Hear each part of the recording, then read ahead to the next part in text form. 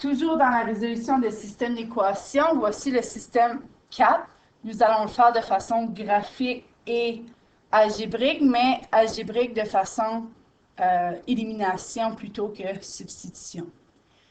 Donc ici, si on veut le faire de façon graphique, c'est toujours y égale. C'est toujours notre but d'éliminer, de substituer, d'isoler y.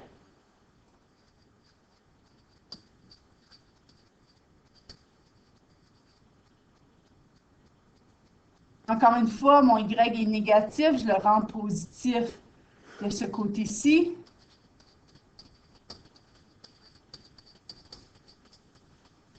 Nous avons nos deux équations. On écrit y1, y2, second trace intersect. Ici, on trouve seulement une intersection. Et l'intersection est le point 3, 5. La deuxième façon de le faire, élimination, ça ne dérange pas où sont les termes en x2, où sont les termes en x, où sont les termes en y, où sont les termes constants, mais ils doivent être du même côté dans les deux équations. Donc, si vous remarquez ici, mes x2 sont du côté gauche dans les deux équations, c'est correct. Mes termes en x sont du côté gauche dans les deux équations, c'est correct. Mes termes constants sont du côté droit dans les deux équations, c'est correct. Mais pas mon y. Mon y doit absolument être du même côté. Donc, c'est soit je choisis la première équation de mettre mon y du côté gauche, ou dans la deuxième, de mettre mon y du côté droit.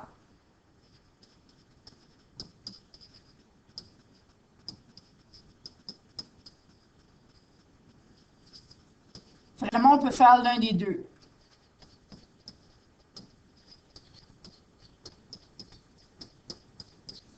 Bon, ici, dès qu'on a un système d'équations qu'on veut résoudre de façon algébrique, donc de la façon élimination, on peut multiplier nos équations par n'importe quoi.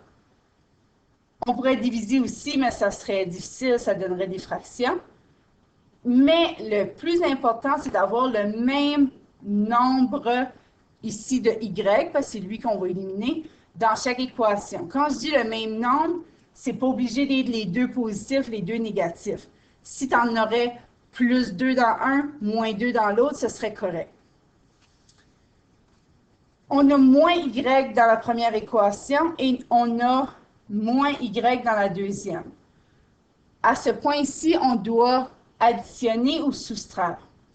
Est-ce que je dois mettre un plus ou un moins? Donc, moins y plus moins y, est-ce que je les ai éliminés? Ou moins y moins y, est-ce que je vais les éliminer de cette façon-là? Donc, moins, je vous rappelle que moins, ça donne un plus. Donc, il va rester 0. 2x2 moins 2x2, il ne reste aucun terme en x2. Est-ce que ça va toujours être comme ça? Non. Mais ça peut arriver. Moins 16x moins 8, donc moins 8x. Il ne reste plus de terme en y. Il reste moins 24. On divise par moins 8 de chaque côté. X égale à 3. Encore une fois, on a trouvé notre X, c'est très bien, mais on cherche notre Y. Et ici, on a seulement une solution. Donc, on va avoir un seul point ou une seule paire X, Y. Donc, je remplace dans l'équation, que ce soit la 1 ou la 2, vous allez trouver la même réponse. J'ai remplacé dans la deuxième, je trouvais les chiffres un petit peu moins élevés. Des fois, ça nous aide à faire notre calcul.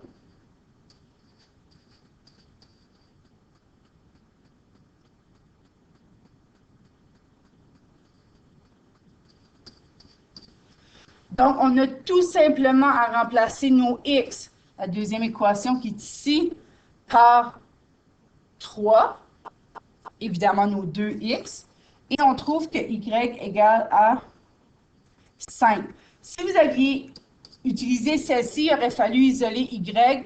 Vu que ça l'était déjà dans celle-là, j'ai choisi d'utiliser celle-là.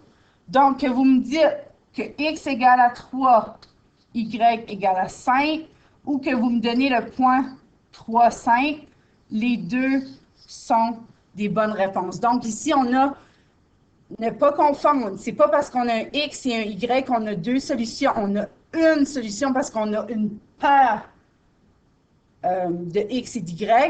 Donc, on a une seule solution. Donc, un seul point qui appartient à la première et à la deuxième équation, ou un seul point qui se croise sur le graphique.